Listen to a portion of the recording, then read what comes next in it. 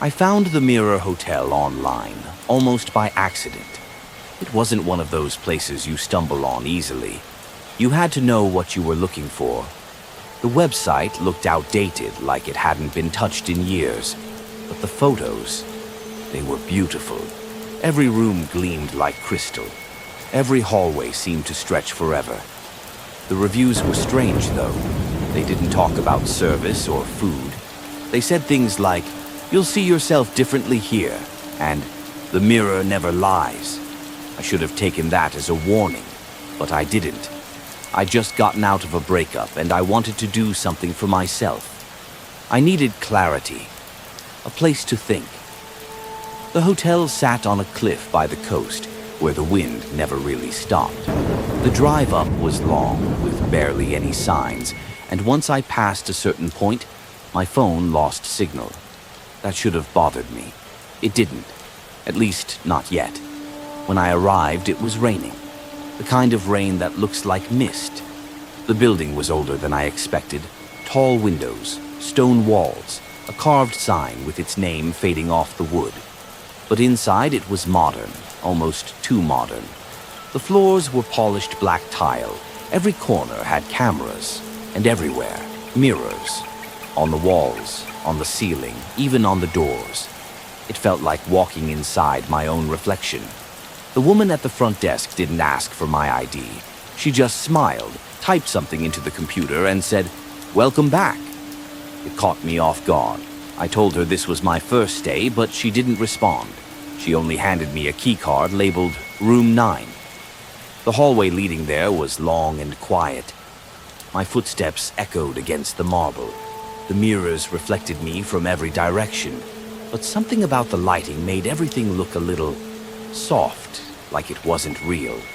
Room 9 was perfect, at least at first. The lights came on automatically when I entered, and the thermostat adjusted itself after scanning my face. The whole place had this smart setup that felt advanced but unnecessary. Then I noticed the mirror above the dresser. It didn't reflect. It looked like glass, but when I stood in front of it, I saw nothing. Just black. I waved. Nothing came back. I stepped closer and touched it. It was cold. Not like glass, but like metal left out in the rain. I laughed it off, assuming it was tinted. Maybe part of the hotel's aesthetic.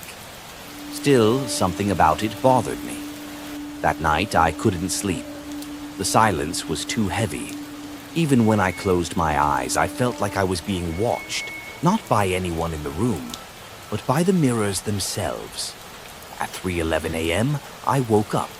There was a sound, faint, low, almost like whispering through water. I sat up and listened. It was coming from the mirror. I turned on my phone's recorder. The whisper wasn't words, at least not at first. Just a soft hum, like breathing that didn't belong to me. But when I played it back, I heard it clearly. It said, "Turn around." My heart stopped. I stared at the screen, then slowly looked up. The dark mirror, the one that hadn't reflected anything before, now did. My reflection was there, but it didn't move right. When I blinked, it lagged. When I tilted my head, it hesitated before following. I stood frozen, waiting. The reflection smiled faintly, a half-second late. I turned on the lights and it vanished again. Just black glass. The next morning I went down to breakfast, trying to convince myself it was a trick of the light or my imagination. But everyone there looked off, pale, quiet, like they were trying not to be noticed. When I mentioned the strange mirror to the waiter, his face changed. He glanced at the manager, a tall man in gray, who smiled politely and said, "Some mirrors take longer to remember you." I didn't ask what that meant. That evening, I walked the halls, trying to shake the unease. The mirrors looked normal, at first. But after a few turns, I realized something wrong. In some of them, my reflection didn't appear at all. In others, it moved a step behind me, as if following instead of mirroring.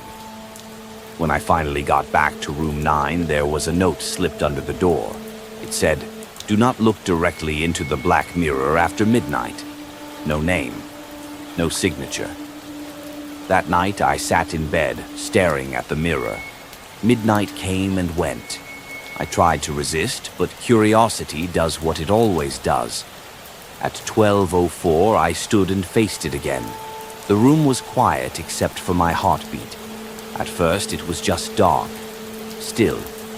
Then something shifted behind the glass, a ripple like movement underwater. I leaned closer. Something was in there. And this time, it wasn't me. Subscribe so you don't miss part 2.